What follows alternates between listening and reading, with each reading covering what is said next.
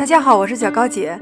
告诉我，谁能拒绝这种软嫩脱骨的、外皮有一点焦焦的、味道香到骨头里的牛排骨？其实做法特别简单。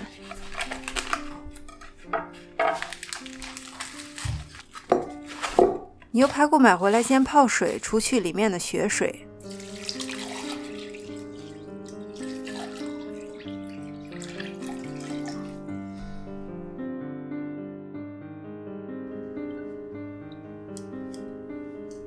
把这个血水倒掉，然后洗净控干。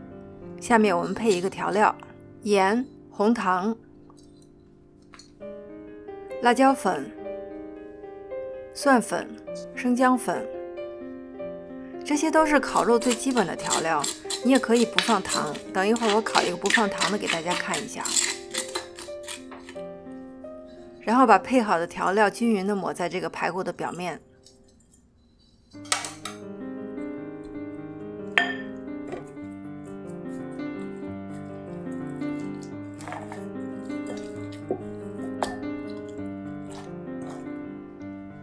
盖上盖子，放入冰箱冷藏，隔夜腌制。第二天我们开烤，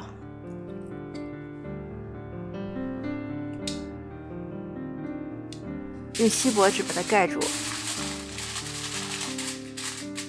放入烤箱，300华氏度或者150摄氏度烤2个半小时。烤好之后，你可以看到这个烤盘子下面会有一些黑点。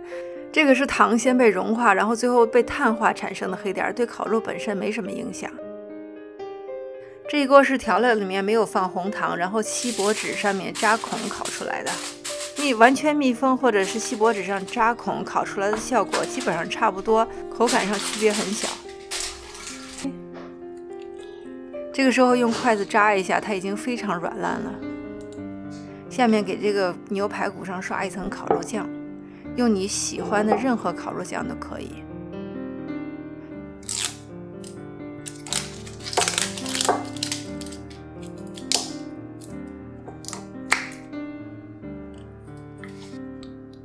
我库通一下倒的太多了，大家在家里可以少倒一点，用不了这么多。然后把它刷在这个牛排骨上面，两边都给它刷到。最后把这个牛排骨放在烤箱的中间，用这个烤制的功能给它烤5分钟，制造出一种烧烤的感觉。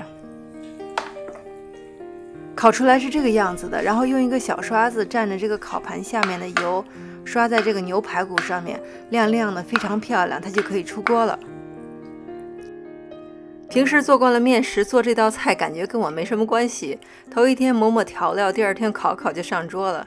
这个菜呢，最适合请朋友吃饭，一边聊天一边烤肉，2不耽误。饭点一到，上桌开吃，而且大家都会夸你手艺好。我是小高姐，谢谢大家收看，我们下期再见。